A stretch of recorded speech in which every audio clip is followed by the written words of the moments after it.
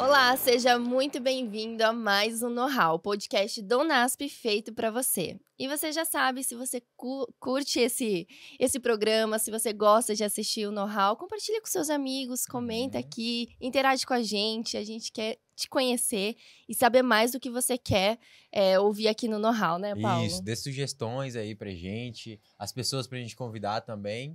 Fica ligado aí que é outro nível. E hoje a gente tá aqui com o Dr. Lincoln. Seja muito bem-vindo, Dr. Lincoln. Tudo bom? Obrigado, que alegria poder estar aqui com vocês. Obrigado quem nos assiste também aí nas diferentes mídias. É sempre muito bom poder bater papo, ainda mais sobre esse assunto que a gente vai conversar hoje. Sim, com certeza. O Dr. Lincoln é doutor em Ciências Sociais Aplicadas, mestre em Planejamento Urbano, pós-graduado em Administração de Recursos Humanos e historiador. Muita coisa, né, doutor? Mas eu sei que eu posso ter esquecido de alguma coisa. Se apresente para nós. Muito bem, não, você me apresentou corretamente. Esse sou eu, Dr. Lincoln Augusto. Basicamente, nos últimos anos, a minha carreira foi dedicada em dois grandes eixos, no eixo empresarial, executivo, e no eixo acadêmico, do qual eu valorizo muito.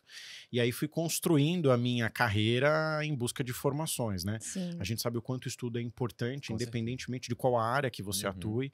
E no caso em que a gente vai conversar hoje, sobre trabalho, sobre carreira, sobre vários assuntos relacionados a isso, é fundamental investir no seu desenvolvimento contínuo. Então, em linhas gerais, estou muito bem apresentada. É um currículo muito extenso. Não.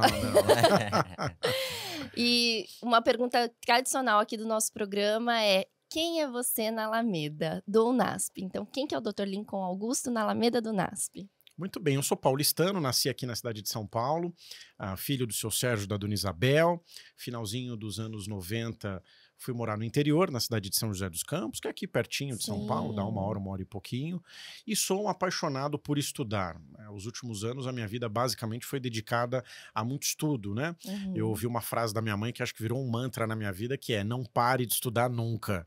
E aí isso acabou virando uma filosofia, um estilo de vida, obviamente que sempre no sentido de compartilhar, porque a gente entende que para isso serve o conhecimento, né? Para você compartilhar com as pessoas. E eu me dediquei esses últimos anos da minha carreira a fazer isso, a dividir um pouco do conhecimento que eu fui adquirindo, mas muito mais aprendendo com as pessoas, reciclando o meu próprio conhecimento e levando informação sempre de qualidade para quem busca acesso a isso. Sim, legal. O conhecimento é algo que nunca ninguém vai te tirar, né? Por isso é tão importante a gente. Vou ter até que falar a minha frase agora. Eu lembrei dela. Meu pai, eu acho que essa frase é do meu avô, passou pro meu pai, e meu pai sempre fala para mim, que é: o saber não ocupa espaço. Então, assim, buscar sempre aprender coisas novas nunca vai ser desnecessário. Alguma hora você vai usar, mesmo que não seja imediatamente, mas uma hora você vai usar. É verdade. E hoje a gente vai conversar sobre demissão silenciosa. Eu nunca tinha ouvido falar sobre isso, primeira vez. E você aí em casa também já ouviu falar sobre isso? Se não, já comenta aqui o que você vai tirar de toda essa conversa que a gente vai ter aqui hoje sobre isso, né, doutor? E vamos começar do começo. O que é demissão silenciosa? Muito bem, o termo quiet quitting, que nasce nos Estados Unidos, né, basicamente é um termo um tempo recente quando a gente olha para esse modelo de conceito dessa demissão silenciosa. No Brasil a gente fala sobre isso faz pouco tempo, não existe tanto tempo assim, mas basicamente ele vem trazer uma leitura sobre como a nova geração enxerga as relações de trabalho, que é muito diferente do que provavelmente as outras gerações assim o enxergavam. Quando a gente faz uma análise geracional para entender o comportamento das gerações no mercado de trabalho, a gente percebe algumas coisas bem interessantes que nos leva a esse conceito do que é a demissão silenciosa. Claro que isso diverge muito de especialista para especialista, de profissional para profissional, mas assim, em linhas gerais, quando nós olhamos para o trabalho, olhamos para as gerações, a gente observa tipos de comportamento. Então, por exemplo, quando a gente olha para a geração Baby Boomer, e ela leva esse nome porque houve uma explosão de nascimento de crianças nos Estados Unidos depois da Segunda Guerra Mundial, soldados voltam para casa, e aí tem uma explosão de crianças, e essa geração fica conhecida como a geração Baby Boomer, que a gente costuma dizer que é entre a década de 40 e 50. Entendi. Sempre vai existir aí estudos que mostram um pouco mais, um pouco menos, mas e em linhas gerais seria mais ou menos isso. E o que o comportamento dessa geração mostra nesse sentido de guerra? Uma geração extremamente formal, uma geração pautada em regras, num modelo educacional muito rígido, muito ortodoxo, e que o mercado de trabalho também se manifesta dessa forma. As relações são mais verticalizadas, então você tem a figura do chefe, do presidente, do diretor, do gerente, e as relações horizontalizadas, elas são muito menores. Com o fim da geração Baby Boomer, no sentido de mudança, a gente tem a geração X, que vem para quebrar esse modelo de geração mais ortodoxa, que justamente na década de 60 e 70 vai romper isso naquele modelo hippie que muitos de nós conhecemos, né, onde eles quebram aquele modelo de enxergar a relação social, humana, de trabalho, e passa a entender como a flexibilidade pode ser algo a ser utilizado na expressão da sua essência, ou seja, é como se a liberdade tivesse um contexto muito mais amplo. Legal. Essa geração também se encerra, a gente vem para a geração Y, que a gente costuma dizer que é entre a década de 70 e 80, essa da qual eu pertenço, que diz assim, não, peraí, eu não posso ser tão ortodoxo no modelo de pensar, eu também não posso ser tão liberal, eu tenho que encontrar um equilíbrio. Se eu tiver vontade de bater na porta do meu chefe e dizer para ele, olha, eu estava pensando em pedir um aumento salarial, tá tudo certo. Se eu bater na porta do meu chefe e dizer, olha, queria pensar como é que eu posso melhorar a minha performance na empresa, tá tudo certo. Então uma geração que vem para quebrar e equilibrar essa balança entre os baby boomers e entre a geração X. Depois da geração Y, a gente tem o que a gente chama da geração Z, que é justamente a geração que vem discutir o conceito da demissão silenciosa. Nossa. Que é uma geração que vem, e aí, mais uma vez, os cortes eles são sempre temporais, mas vamos dizer que a partir de 90, 95, e que vem romper com esse modelo mais tradicional e hierarquizado, que ainda assim a geração Y seguia, porque eu fui educado numa lógica em que meu pai dizia assim, olha, você tem hora para chegar, mas não tem hora para sair. Você tem que vestir a camisa da empresa. Se o seu chefe disser para você mandar e fazer alguma coisa, você vai e faz, porque você tem que fazer. Sim. E a geração Z, ela vem num modelo de tecnologia. Ela vem entendendo que não. Calma aí, peraí.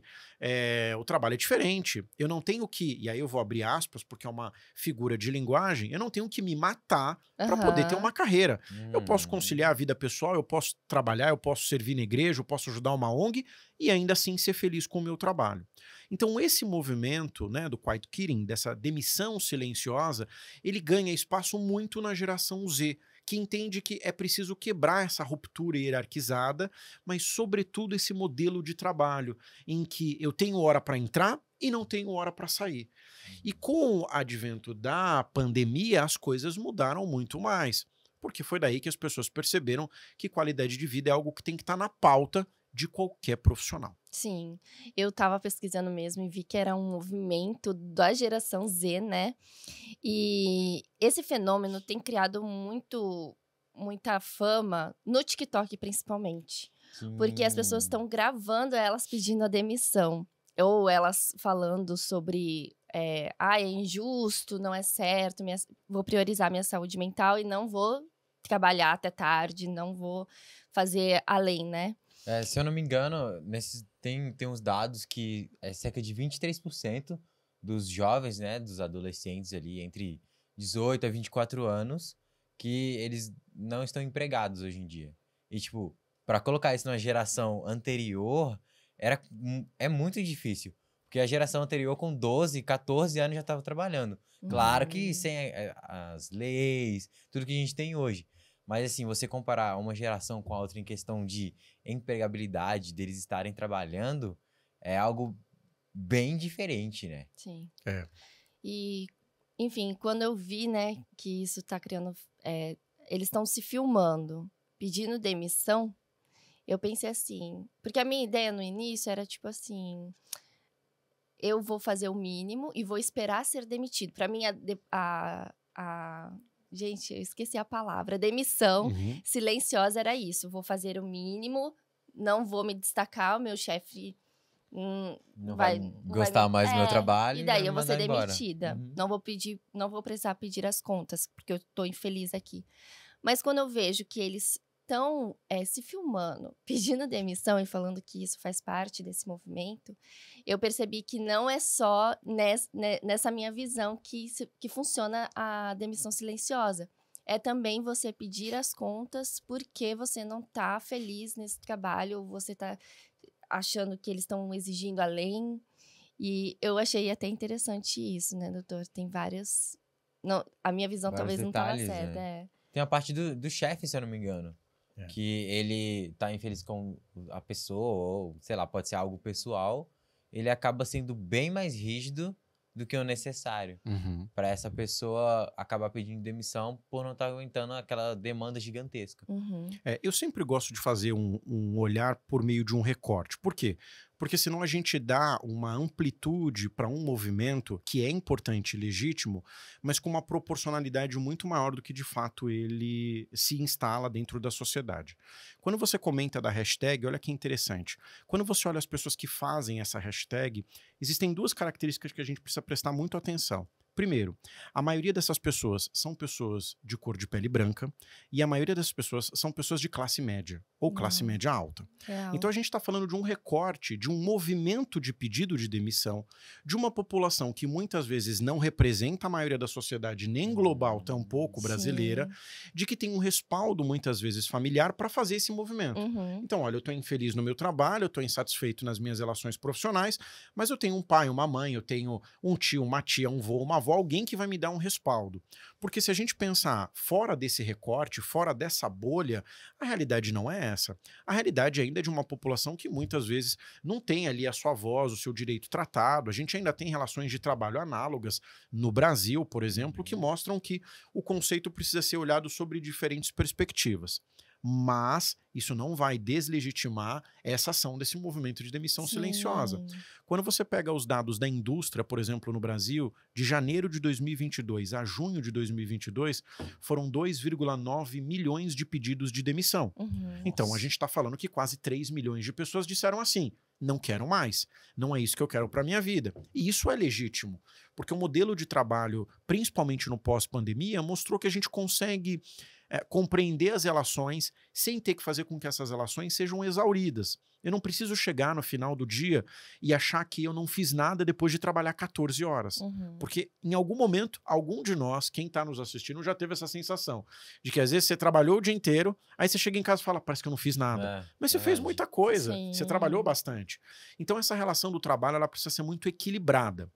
Quando você diz assim, olha, muita gente está se filmando, isso está viralizando, essa é uma outra perspectiva cuidadosa que a gente precisa ter pela legislação trabalhista. A gente teve há um tempo atrás um caso de uma reversão de uma sentença dada por um juiz no Brasil, no Ministério do Trabalho, em que logo após o pedido de demissão, né, em que foi feito um acordo judicial junto ao empregador e ao empregado, a ex-empregada grava um vídeo falando mal da empresa e dizendo, né, ridicularizando o fato dela ter perdido na justiça. A empresa pegou aquela gravação, levou para o juiz e o juiz reverteu a ação que ele havia dado, fazendo com que a ex-empregada pagasse por danos morais o estrago feito à imagem da empresa. Então, quando a gente decide se expor na rede social, e principalmente para quem está assistindo a gente, você tem que tomar muito cuidado com o que você fala, como você fala e a maneira como você se manifesta. É importante se manifestar? É importante se manifestar. É importante dizer o que você pensa, o que você sente. E eu acho que o TikTok é a rede que mais permitiu com que as pessoas dos mais diferentes tipos, gêneros, não importa qual é o modelo de pensamento, tenha um espaço para se expor. Mas isso precisa vir com autorresponsabilidade, porque senão pode ocorrer uma situação mais delicada, principalmente do ponto de vista trabalhista. Sim. E na sua visão, o que tem motivado esse movimento? Olha, eu até estava conversando que eu assisti o podcast, né, a última, antes de provavelmente esse episódio ir ao ar, de uma psicóloga que estava falando sobre ansiedade, sobre crises de ansiedade. Desde 1º de janeiro de 2022, a OMS passa a considerar a síndrome de burnout uma síndrome relacionada ao trabalho. Então, antes, o que era uma frescura, e aí eu vou colocar bem entre aspas, porque a gente sabe que não é, passa a ser tratada com uma legitimidade muito mais própria, de que não tem frescura. As pessoas adoecem e adoecem no trabalho. O Brasil é o país que mais consome antidepressivo na América Latina. É o 3º país que mais consome antidepressivo no mundo. Aqui, por exemplo, né, eu sei que tem gente do Brasil todo, do mundo todo assistindo, mas no estado de São Paulo, na cidade de São Paulo, de cada 10 paulistanos, o Instituto do Sono mostra que 7 têm algum problema com o sono. Então isso tudo se reflete aonde? Nas relações do trabalho. E o que acontece? Por que esse movimento ele fica forte? Porque as empresas, obviamente, buscam maximizar o seu lucro, o seu resultado. É uma lógica de um sistema do qual a gente está inserido, um modelo econômico. E essa geração pensa o seguinte, que essas relações verticalizadas, de manda quem pode, obedece quem tem juízo, de que eu tenho que me matar para ter alguma coisa, e aí eu uso uma linguagem figurada, que ela não faz sentido. Que eu posso conciliar atividades diferentes e ainda assim me sentir feliz com o meu trabalho. Então, quando eu estou dentro de uma empresa em que os valores, a missão, o propósito não se conversam com aquilo que eu espero para a minha carreira, é natural que eu faça um movimento de me romper, um movimento de rompimento com aquela instituição. Só que isso também nos traz uma outra reflexão. Eu não posso ter um ambiente extremamente hierarquizado, em que manda quem pode, obedece quem tem juízo, mas eu também não posso ter um parque de jardim de infância, com um escorregador no meio do trabalho, tratando o trabalhador como se ele fosse uma criança. Os dois pontos, os dois extremos, têm críticas e elogios e a gente sempre precisa buscar o meio termo. Então a relação é, será que hoje, no ambiente de trabalho em que eu estou, eu tenho espaço, por exemplo, para conversas difíceis? Será que a empresa fornece e propicia feedbacks de qualidade para o meu desenvolvimento? Será que tem um plano de carreira em que eu exatamente saiba para onde eu posso ir? Porque isso vai minimizar o impacto dessa demissão silenciosa. E vai ajudar o colaborador, o trabalhador, a permanecer mais tempo naquela empresa. Esses detalhes são muito importantes, né, doutor? Eles fazem toda a diferença, porque essa geração está muito em busca de uma qualidade de vida que se concilie com o trabalho. Então, enquanto, por exemplo, a minha geração foi educada, você tem hora para entrar, mas não para sair, essa geração você não tem hora para entrar, mas tem hora para sair.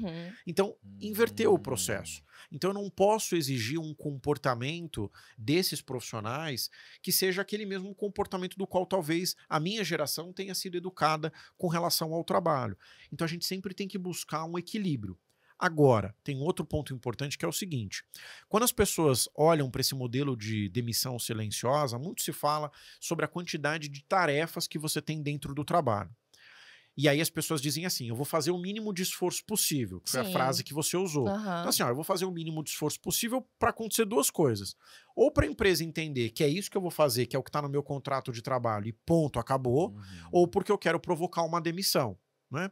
E aí, nesse modelo de provocar uma demissão, existe também um comportamento de a diferença de você fazer aquilo que de fato consta no seu contrato de trabalho e que eventualmente a empresa, para desenvolver novas skills, que são habilidades, te possibilite. Então, por exemplo, você quer passar uma semana numa área diferente da sua para você aprender novas habilidades? Para muitos isso pode ser uma oportunidade. Eu assim o vejo, né? Desde que isso não atrapalhe a minha rotina, que eu não tenha que ficar 10 horas a mais no trabalho e que seja algo conciliado, tá tudo certo. Mas muitas vezes essa geração ela confunde. E aí ela acha que não vale a pena porque a empresa está querendo tirar, explorar alguma coisa nesse sentido. Então aí eu tenho uma visão muito importante que o profissional tem que ter de aprender, desaprender e reaprender o tempo todo. E por parte da empresa eu tenho que tomar um cuidado com o desvio de função, que aí vai se caracterizar numa questão trabalhista e aí sim isso pode gerar um problema, um ônus que amanhã pode prejudicar as relações de trabalho. Com certeza. Eu quero só fazer um break aqui na nossa conversa para apresentar os produtos da Superbom para você que está assistindo a gente, para você também, Dr. Lincoln. Fica à vontade para comer um salgadinho, para tomar um suquinho. Se você ainda não conhece a Superbom, você pode adquirir os produtos deles através do site, que é lojasuperbom.com.br, ou também no Instagram você pode conhecer mais sobre a Superbom no @superbombr. É isso mesmo, @superbombr. Gente, recomendo esse suquinho de uva, é o que eu mais gosto. Esse aqui e o de maçã. Para mim são laços melhores. Fica a dica aí, hein? E sobre o que a gente estava falando, o senhor até citou sobre burnout. Então, a relação da demissão silenciosa está no contexto da saúde mental? Está no contexto da saúde mental, porque o pós-pandemia deixou muitos estragos nas relações interpessoais, né? Então, o pós-pandemia fez a gente se isolar, aliás, a pandemia fez a gente se isolar, e obviamente que por uma questão de saúde pública e de sobrevivência, né, de viver, mas isso fez com que a gente ficasse muito mais atento as relações do trabalho. Então, eu escuto muitos depoimentos de mentorados, dos quais eu mentoro pela América Latina, que dizem o seguinte, olha, na pandemia, eu trabalhei infinitamente maior do que se eu estivesse no escritório. Então, na minha casa, que virou meu escritório, que era a sala de jantar ou a cozinha, conciliando as crianças, a vida familiar, todas as questões de uma logística familiar, eu me vi a empresa cobrando 2, 3 vezes mais. E ouvi muitas vezes esse depoimento. É claro que isso está dentro de um recorte. Eu também escutei muitas pessoas dizerem o seguinte, se eu puder, nunca mais eu piso no escritório, porque eu me realizei podendo descer para academia, podendo correr no parque ao ar livre, podendo levar meus filhos à escola, podendo ter momentos de qualidade no almoço em família, que antes era 2 vezes por semana, agora é todo dia. Então a gente vê os dois lados. Mas a síndrome de burnout provocada por esse adoecimento mental no trabalho, que é um conjunto de fatores que leva o empregado a adoecer, então eu não posso confundir um pico de estresse ou um momento que eu tenho ali que eu não estou feliz com o que eu estou fazendo, que existe uma cobrança natural, isso vai existir em qualquer segmento, público ou privado, com uma síndrome de burnout. A gente tem ali um histórico de acontecimentos que leva à comprovação, inclusive jurídica, de que há um adoecimento motivado pelas relações do trabalho, porque você também precisa provar. Não adianta você simplesmente dizer, esse trabalho me estressa. Se a gente pensar em linhas gerais, em algum momento o seu trabalho vai te estressar, porque faz parte. Sim, com certeza. Até aí tá tudo certo. Agora, ele te adoecer, ele te levar a tomar medicamentos antidepressivos, ele te motivar a ir para terapia porque você não consegue mais sair de casa ou conviver com as pessoas, aí já são outras questões. Mas, sem sombra de dúvidas, há uma ligação e uma linha muito tênue entre a relação que existe entre a síndrome de burnout e a relação que existe dessa geração que é, talvez, muito mais propícia a adoecer por conta da própria tecnologia. Sim. Então, veja, a gente está aqui, aí termina o podcast, quer dizer, vocês já têm outras atribuições, mas vocês estão ali vendo pauta para o próximo programa, tá conversando com um convidado, fazendo videochamada, então assim, você não pode me dizer que o seu horário de trabalho se encerra exatamente às 17h45, porque... Não, às vezes passa, você tá ali de noite mandando pauta pro produtor, validando convidado... Agora, isso não significa que você está adoecida no ambiente de trabalho. Então, também é preciso separar essas duas coisas para se buscar um equilíbrio melhor. É muito sobre isso. Eu já falei aqui em outro programa, mas antes daqui eu trabalhei em outro lugar onde eu não... Tipo, todo o ambiente me dava ansiedade, vários motivos que aconteceram. E eu não... Tipo assim, se fosse pra fazer lá o que eu faço aqui, eu não ia me sentir à vontade, sabe? Não ia ser tão prazeroso, né? Exato. Eu era totalmente infeliz lá. É claro que eu tive muitas coisas boas, experiências boas, mas várias coisas que aconteceram tornaram aquele trabalho um fardo, né? E quando eu vim pra cá, gente...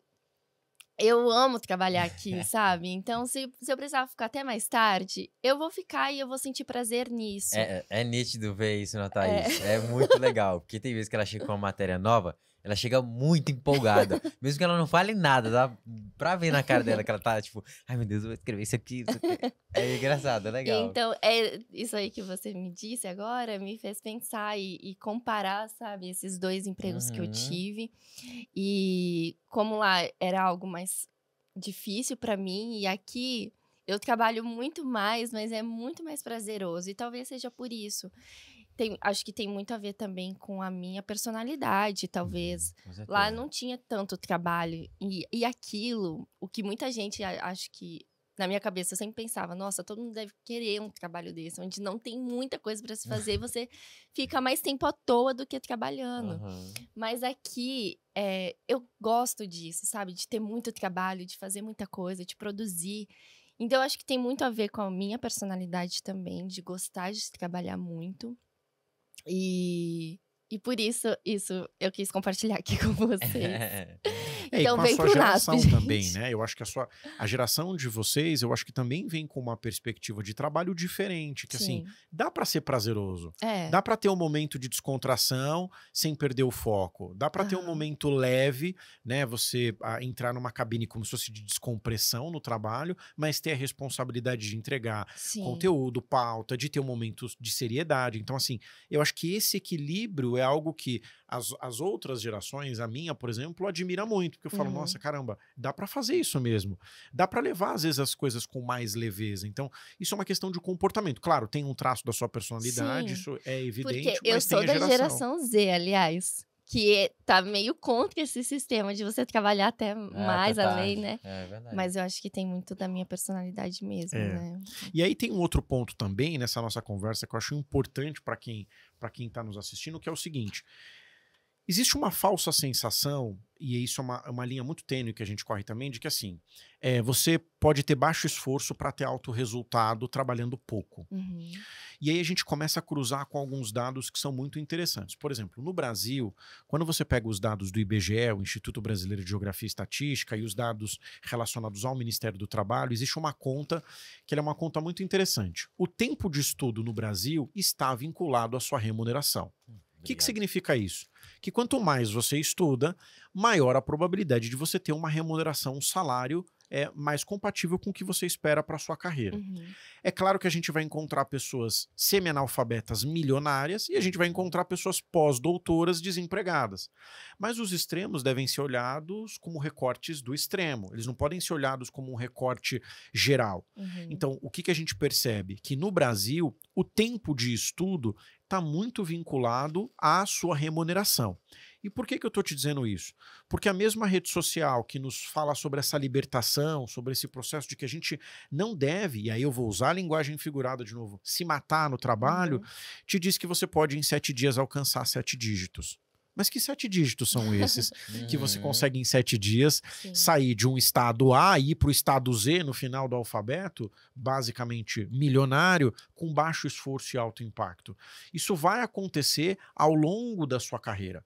Claro que a gente não pode anular aquelas pessoas que conseguem fazer isso, que trabalham de casa, vendendo cursos ou oferecendo possibilidades porque enriqueceram, porque ganharam muito dinheiro e dizem assim, olha, se você está se matando aí no seu trabalho, você está perdendo seu tempo, você podia fazer uma coisa assim, assim, assado, abrir uma loja virtual que em 90 dias, 30 dias você vai estar já num outro patamar. Tem gente que consegue fazer isso? Tem gente. É a maioria? Não. E não vai ser, porque é um recorte de uma análise que eu faço daquele público e daquele perfil.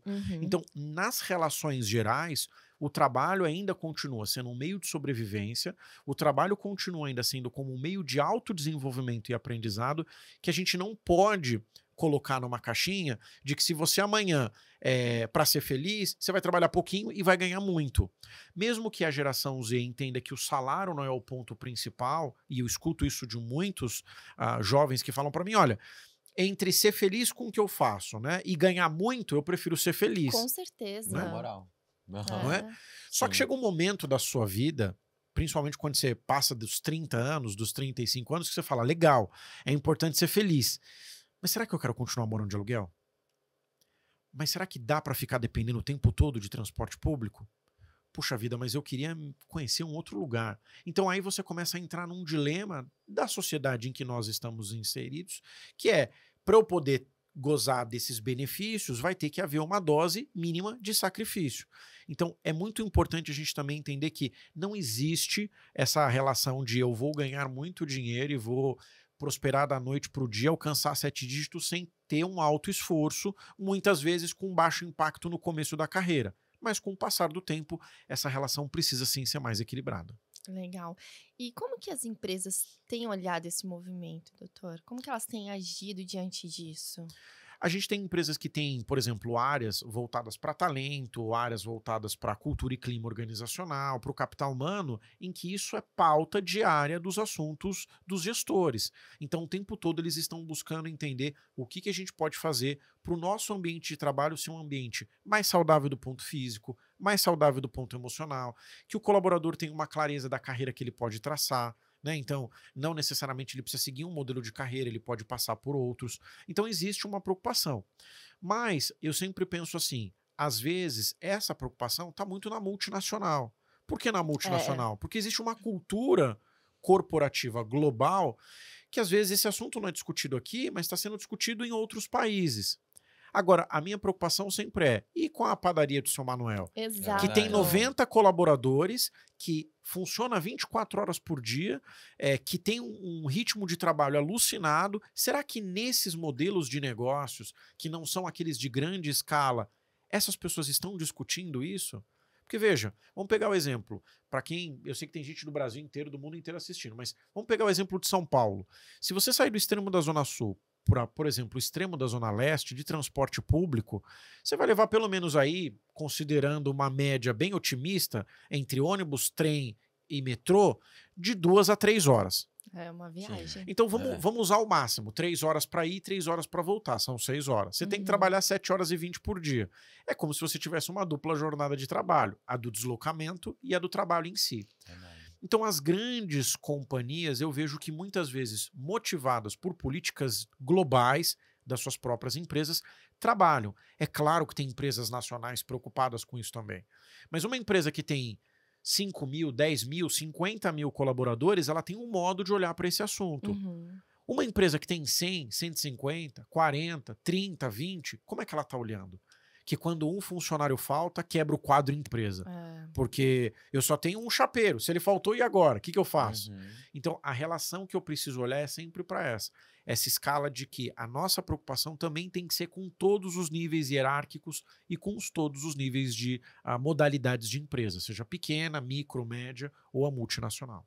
Esse exemplo que você deu me fez pensar numa colega nossa de trabalho, a Cat, que ela mora... a casa dela é aqui em São Paulo, só que é realmente muito longe. Dá 2 horas de viagem, sei lá, algo assim, para ela chegar na casa dela. E ela tem a oportunidade de poder residir aqui no NASP, né, no residencial, durante a semana, para que ela não precise fazer esse trajeto, viagem. né? Porque toda olha vez. Quantas horas ela ia levar, tanto para chegar, para ir para casa de volta.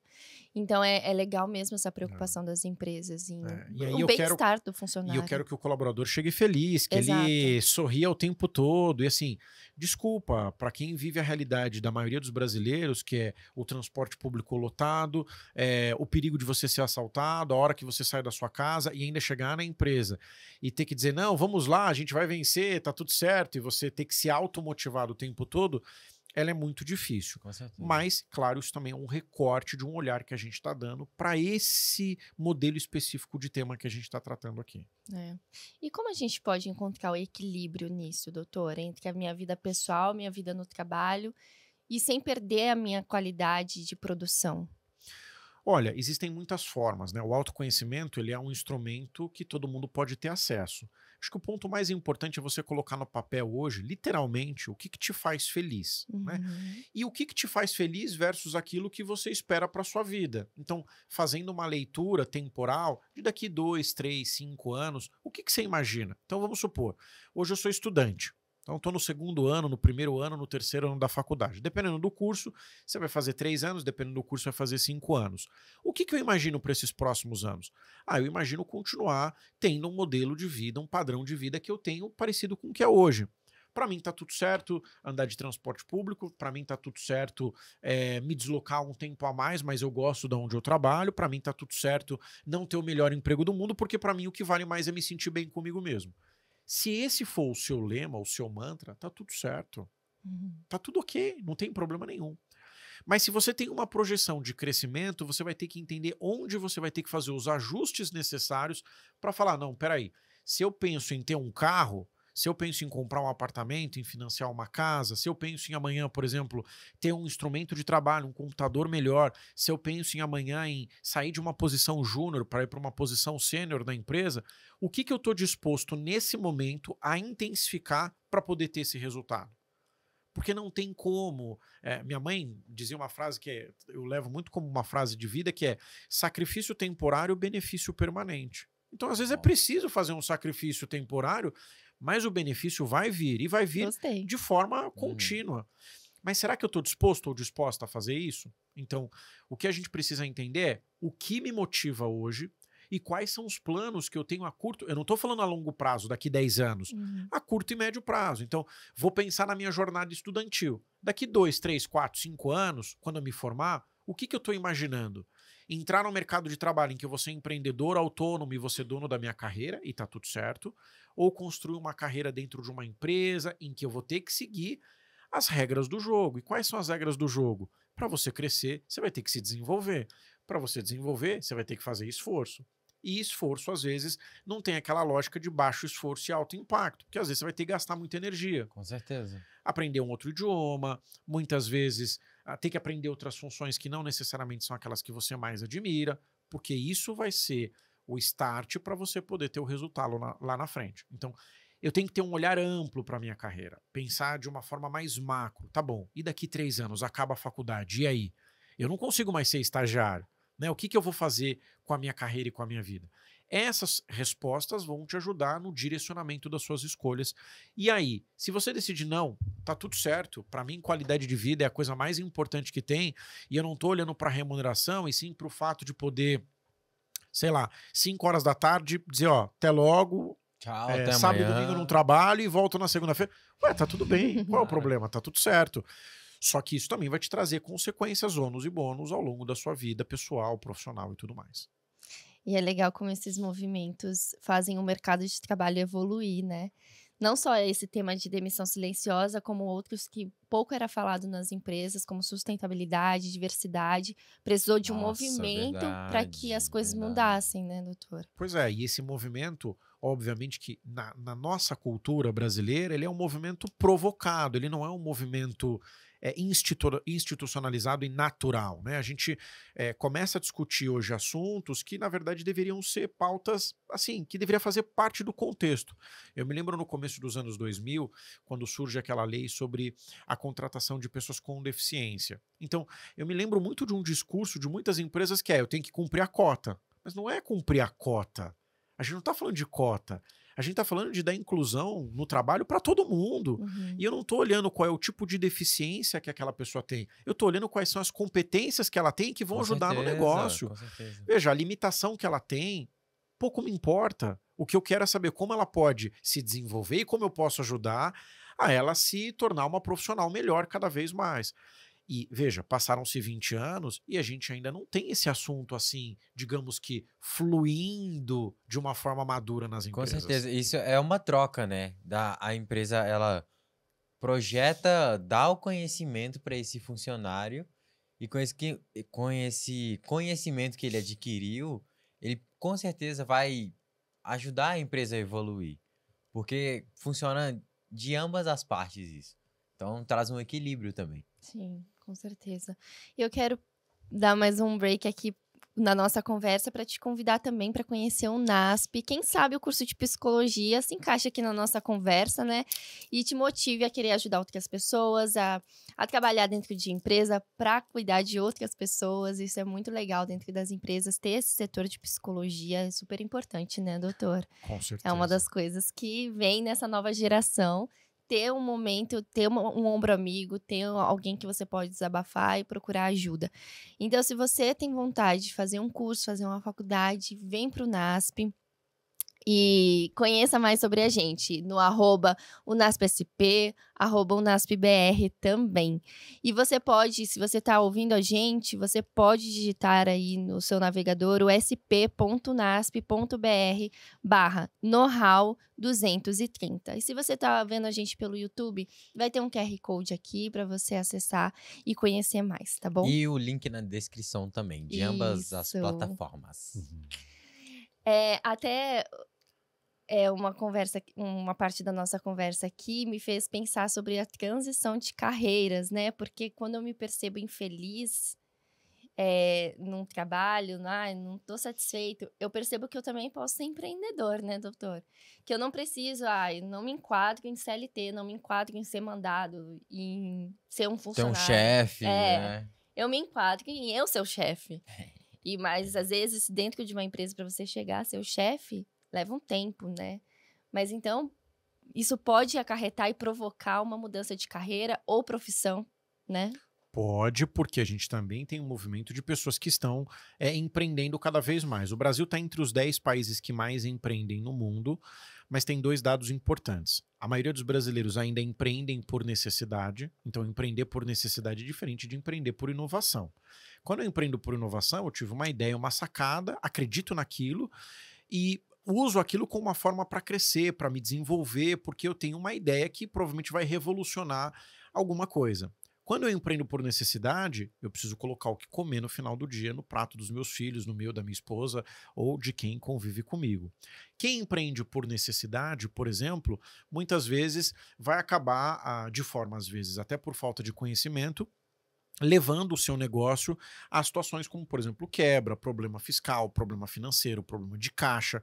A gente tem estatísticas do Sebrae, claro, elas sempre flutuam muito, mas a gente pode dizer, por exemplo, que no estado de São Paulo, de cada 10 empresas que abrem, de 4 a 5 fecham em até 2 anos. Então a gente está dizendo de 40% a 50% de pessoas que falaram, tive uma ideia, e passado 2 anos depois, opa, não era bem isso, né? Eu lembro uma história de um conhecido que decidiu, há muitos anos atrás, antes da pandemia, abrir uma loja de picolés, que é uma franquia de uma empresa que traz o conceito da paleteria mexicana. Né? Ai, sim, eu amo. E aí ele falou, não, putz, acho legal. Ele saiu da empresa, fez um acordo, pegou a rescisão, pegou o fundo de garantia, a multa de 40% e decidiu abrir um quiosque no shopping. Se a gente for pensar assim, que legal, o cara saiu da indústria para ir para um trabalho assim muito diferente, uma pegada muito diferente. Se não fosse 2 coisas importantes. Primeiro, abrir uma loja de sorvete no inverno é uma coisa, abrir no verão é outra. Com certeza. Então aí já tem o primeiro equívoco, né? Você abriu no inverno. E segundo, será que no México tem paleteria mexicana? Então assim... Às vezes você pensa que você vai fazer uma coisa que é febre de momento, mas que com o passar do tempo você percebe que é só uma onda e que vai e vem. Bom, todo investimento, quiosque, loja, funcionário, 2 anos ele fechou, né? E aí voltou para a indústria. Nossa. Claro, é um recorte. Tem muita gente que abriu muitos negócios e se deram super bem. Para você abrir um negócio, você tem que ter um planejamento muito claro, porque a taxa de mortalidade de empresas é muito alta ainda no Brasil. E porque, como eu disse, a maioria dos brasileiros vão empreender ainda por necessidade e não por inovação. O que pode ser um problema, porque você vai abrir no desespero, naquela coisa de eu tenho que pagar o aluguel, as crianças têm que ir para a escola, eu tenho que ter... Então você vai lá e faz. E do mesmo jeito que você foi e fez, alguma coisa, às vezes, se não for muito bem planejada, vai te custar algo lá na frente. Tem gente que se dá muito bem? Tem. Mas não é a maioria. Porque tô estudando agora, né? Tô no meu 2º semestre de publicidade e propaganda. Eu vi bastante sobre a pesquisa de mercado. Que para você abrir uma empresa ou para você fazer algo novo, você precisa pegar a opinião das pessoas, não diretamente, mas fazer uma pesquisa ali dentro para ver se aquilo que você está pensando é aquilo que a pessoa vai receber de você. Então, a partir dessa pesquisa, desse planejamento, ela ajuda toda na estratégia. Então, assim, provavelmente é algo que as pessoas não têm, né? Porque, como você falou, tem a parte do desespero de tudo mais, preciso abrir, e fala, vou começar aqui e vamos ver se vai dar certo. Mas eu acho que essa parte do planejamento é muito importante, né? Porque assim, vou abrir uma loja virtual. Tá, legal. Então, assim, abrir uma loja virtual não é difícil se você pensar bem. Tem gente ensinando você a fazer isso. Só que a questão é, por qual razão eu tô abrindo essa loja virtual? É assim, eu tô abrindo porque isso se conversa com o meu propósito de vida, porque eu identifico, sei lá, eu vi um caso há um tempo atrás de uma empreendedora que decidiu abrir uma loja virtual para vender um tipo de produto especificamente para um segmento. Então, assim, é você ir no nicho do nicho do nicho com quem você quer atuar. Porque só abrir uma loja virtual por abrir, pode ser que dê certo? Pode ser que dê certo. Pode ser que bombe no seu Instagram? Pode ser que bombe. Mas e se não bombar? E se não der certo, né? Então, assim, eu sempre digo o seguinte, quanto mais tempo você se planeja, melhor é. Eu até brinco dizendo que é uma frase narcísica, né? Porque assim, o Abraham Lincoln, que foi um presidente nos Estados Unidos, dizia o seguinte, se eu dispusesse de 9 horas para cortar uma árvore, eu passaria 6 afiando o meu machado. Então, eu passo mais tempo planejando do que executando. E isso serve para abrir um negócio. Então, o que a gente tem visto no sentido de carreira? Muitas pessoas entenderam que não dá para colocar todos os ovos numa única cesta. A pandemia mostrou isso. E ficou claro para todo mundo que só ter um trabalho, uma atividade de trabalho, pode ser um risco a médio prazo para você mesmo. claro, dentro daquilo que você coloca como condição de vida. Ah, se para mim tá tudo bem ganhar o que eu ganho hoje e tá tudo certo, ok. Mas se não, se você tem pretensões de crescimento, não dá para você colocar todos os ovos numa única cesta. E a tecnologia veio mostrar que é possível você ter múltiplos trabalhos, que é o conceito que a gente discute muito hoje. Pensa, você tem uma profissão, mas no final de semana você gosta de ficar com um animalzinho. Aí você pega, se cadastra numa plataforma para ser Dog Hero, ali para passear com o teu cachorro, com o cachorro do teu vizinho, ou para ser, sei lá, pet sister, que você vai ser cuidar do cachorrinho de alguém. Então assim, ou você pega um quarto na sua casa e coloca numa plataforma como o Airbnb, ou você decide virar motorista de aplicativo, porque você quer pagar o seu carro. Esses dias eu peguei um aplicativo, o rapaz formado, pós-graduado, trabalha numa empresa, numa grande empresa, e aí, durante a corrida, eu nem gosto de conversar, né? A gente foi puxando um papo. Aí ele virou e falou assim: sabe por que eu sou motorista de aplicativo? Porque eu tô pagando esse meu carro aqui. E era um carro muito legal, um carro super confortável. Ele falou: mas eu não trabalho todo dia. Então eu saio do meu trabalho às 6 horas da tarde, então eu trabalho dia sim, dia não. E com o dinheiro do aplicativo, eu tô pagando o financiamento do meu carro. Legal. É diferente daquele que está pagando o financiamento do carro para sobreviver, porque assim, ele tem que trabalhar, porque senão não tem o que comer. Então, veja como eu tenho realidades díspares nesse sentido. São muito diferentes. Mas eu tenho a múltipla possibilidade de ter trabalhos diferentes.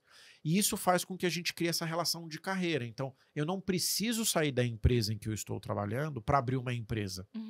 Eu sempre digo o seguinte para os meus mentorados: de cada 10 profissionais que me procuram, 10 estão numa situação extrema da carreira.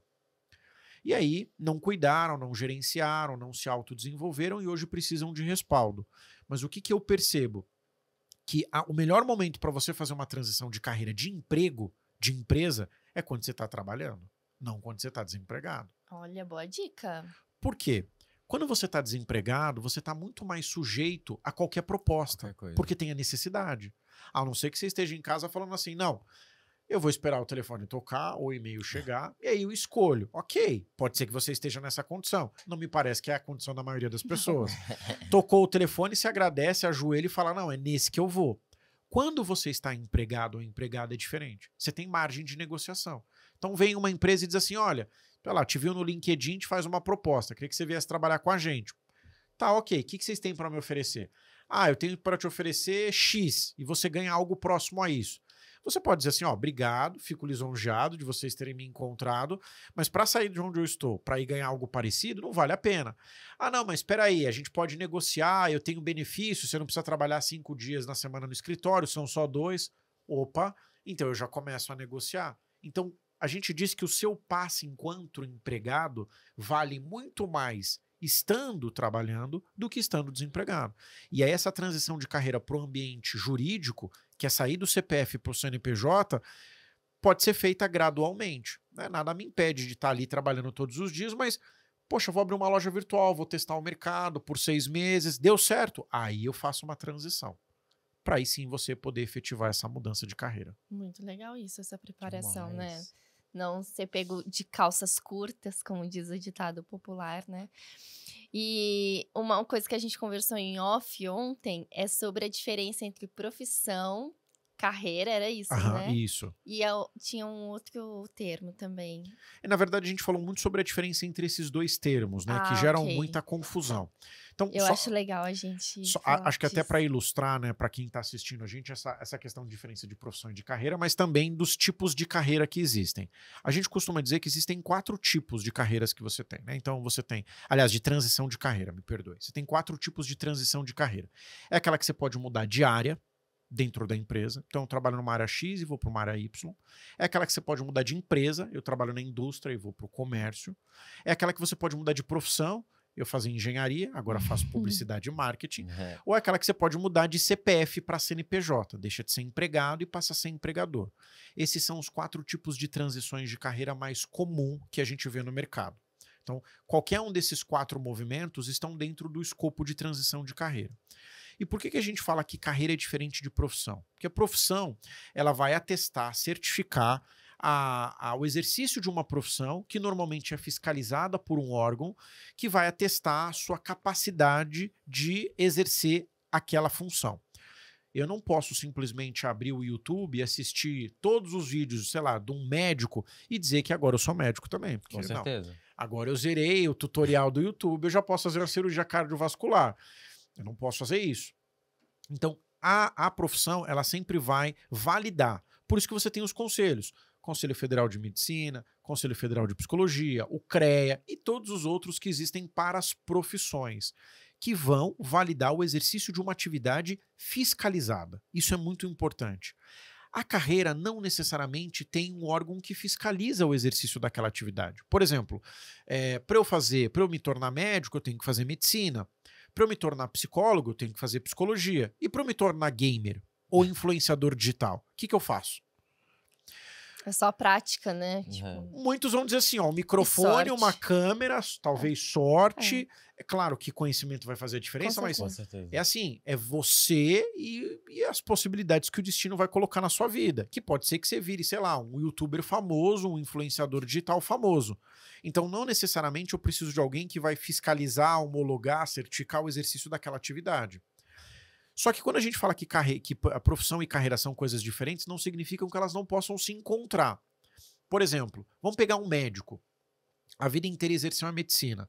Chega num determinado momento da profissão dele que ele diz, eu estou infeliz com o que eu faço. Eu quero buscar algo que dê propósito.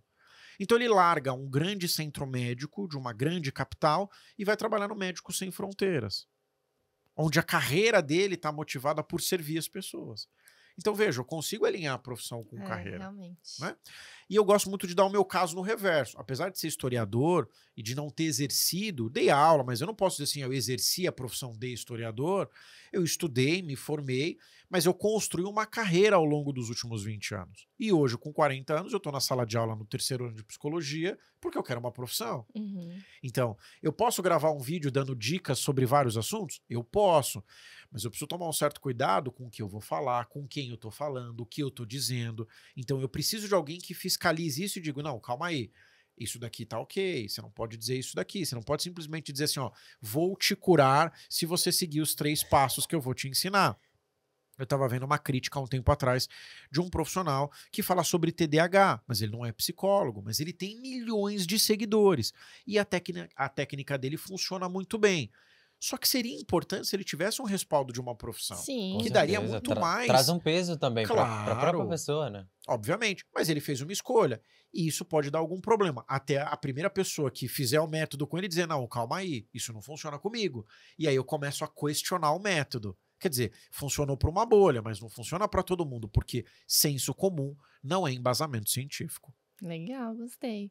E tem que ter atenção com os órgãos, né, que fiscalizam isso também.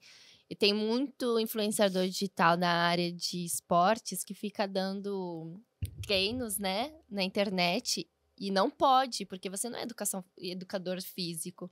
Você é só uma pessoa aleatória que gosta de esporte, que gosta que tá de malhar. passando as coisas E ali, fica, né? Então, assim, isso serve para qualquer profissão também, para qualquer né? profissão. Às vezes você usou um método de dieta, vamos pegar esse caso do educador físico ou de um nutricionista, que você fez a dieta, sei lá, da lua, vamos inventar qualquer coisa aqui.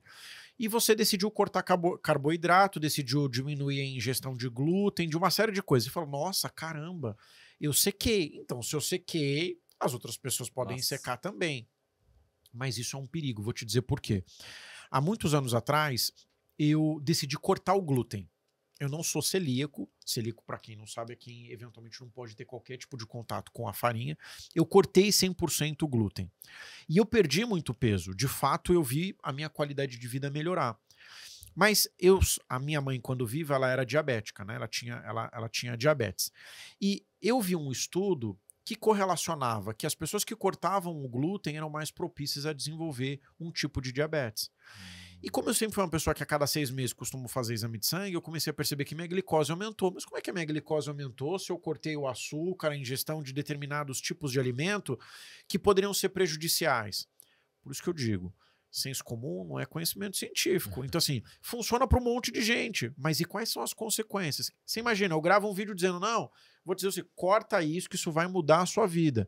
E, de repente, daqui 2, 3 anos, esse mesmo estudo, publicado nos Estados Unidos, numa revista conceituada de medicina, que mostra que, a depender de uma série de fatores, cortar o glúten pode, por exemplo, estimular o surgimento de diabetes. No meu caso, que já está na corrente sanguínea, que já é uma questão hereditária, isso pode ser potencializado. Então, eu preciso tomar um cuidado de diferenciar o senso comum do conhecimento científico. Fica um alerta, né, para quem está assistindo a gente, sempre não achar que aquilo é a receita mágica, né, que vai te ajudar, porque ajudou o outro que vai te ajudar, então, né? Hoje em dia tem muito disso, né? Muitas pessoas acham que dominam do tema e ficam falando e passando, tipo, faz isso que você ganha isso. Ou então, troca isso e tal, que você vai ter mais resultado. É muito comum hoje. E as pessoas, assim, tem pessoas que não têm formação, só que têm propriedade para falar daquilo. Só que tem pessoas que não têm nem formação e nem propriedade. Aí é complicado, né? Até veio uma coisa na minha cabeça aqui que não é só nessa parte de alimentação, mas voltando para o tema de carreira, essa divulgação de ganhe muito dinheiro sem fazer nada ou fazendo pouco, pode iludir, pode até frustrar as pessoas, né? Porque, eu vou acreditar que esse método de ganhar 7 dígitos em 7 dias funcionou para aquele, vai funcionar para mim tranquilamente. E não. São as exceções, a gente não pode se comparar às exceções, né? A gente valida, a gente reconhece que, olha, que legal que deu certo para você, mas não significa que vai dar certo para todo mundo. Então, por isso que a gente precisa ter maturidade no momento das escolhas, né? Quando eu faço uma escolha, principalmente que envolve minha carreira é uma das poucas áreas na nossa vida que se conversam com tudo. Se você decide, dependendo do modelo de mudança de carreira que você faz hoje, isso vai impactar na sua relação afetiva, vai impactar na sua relação familiar, vai impactar em tudo, em absolutamente tudo. Então, eu não posso sair simplesmente fazendo sem entender quais são as consequências disso. Por isso que é muito importante planejar. Senta, pensa, analisa. A gente não tem por hábito o planejamento. Nós não fomos educados para planejar.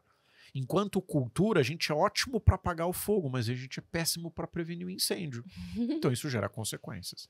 Legal, eu adorei nosso bate-papo.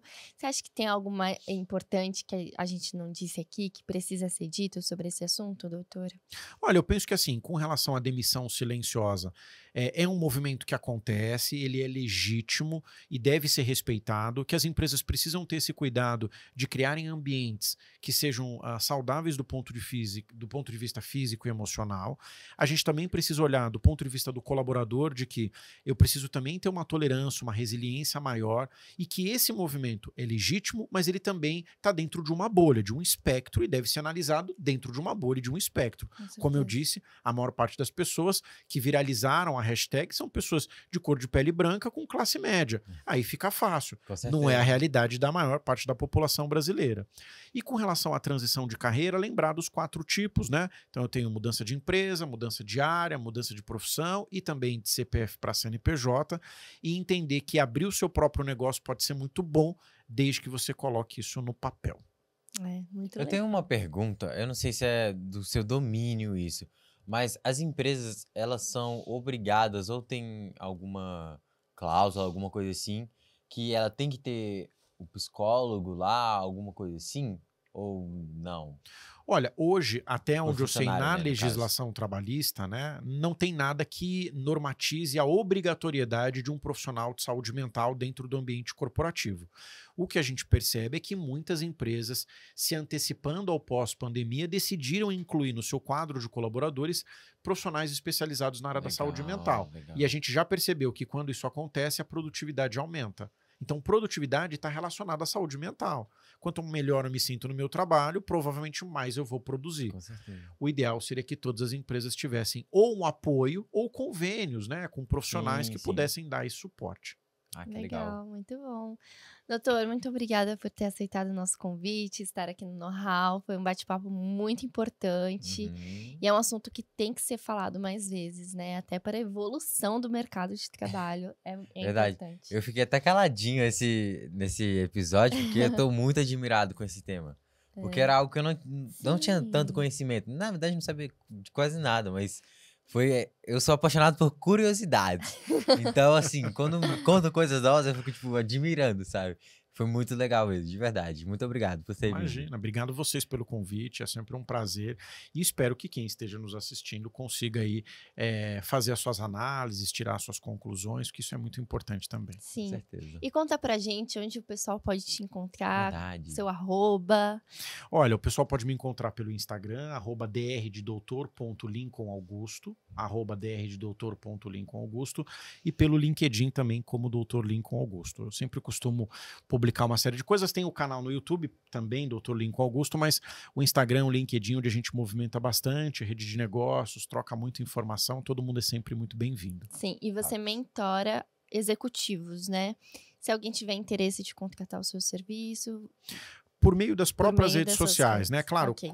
mentoro executivos, mas mentoro muitos profissionais liberais, profissionais Que em legal. processos de transição de carreira que Certo. precisem de direcionamento também. Tá bom. E agora, eu também quero te falar que esse kit é todo seu. Nosso kit know-how. Aham. Você vai ter a caneca que a gente usa aqui na mesa. legal. Vai ter a Polaroid com a frase do know-how. Essa frase é... Ó, foi a frase que eu comentei ali hora que eu Essa cheguei, mesmo. né? Pense como um boleto sempre vence. É isso aí. Muito legal. E essa obrigado. meia que eu e o Paulo somos apaixonados. Doidinho pra essa meia aí, hein? Maravilhosa, hein? Adorei. Então esse gente. kit é todo seu, doutor. E fala aí pra gente qual que é a sua frase. Isso. Bom, Ansioso primeiro, por essa frase. Obrigado pelo kit, né? Obrigado pela lembrança, pela De nada. gentileza. Dizer que, de fato, assim, eu fiquei muito feliz nesse bate-papo. Você contou, durante a sua fala, sobre a relação do que te faz feliz no trabalho, né? E que às vezes você nem vê a hora passar porque as coisas fazem assim. Tem uma frase do Pablo Picasso, que foi um dos maiores pintores expressionistas, né, do século passado, que ele dizia o seguinte: quando trabalho, descanso. Fazer nada ou entreter-me a visitantes deixa-me cansado. Então, o trabalho também pode ser fonte de descanso se você souber fazer isso de forma comedida, prudente, equilibrada. E você pode ser feliz sem ter que, mais uma vez, vou usar aqui uma linguagem figurada, se matar Aham. para ser feliz com o que faz. Que legal, Nossa. eu amei sua Profundo, frase. né? Sim, muito Legal. linda. E o know-how fica por aqui. Se você gostou desse tema, se você gostou desse programa, comenta aqui pra gente, fala se isso te ajudou de alguma forma, se abriu seus horizontes, te trouxe novos conhecimentos, que esse é o nosso propósito. Eu já falei aqui várias vezes. E conhecimento... Não, calma aí, que eu até esqueci minha frase, gente. Deu um bug aqui. Mas tudo é conhecimento, tá? O que a gente fala aqui é com o propósito de trazer conhecimento para você, de trazer novas curiosidades, como o Paulo gosta. Nossa, eu tô apaixonado por curiosidade, gente.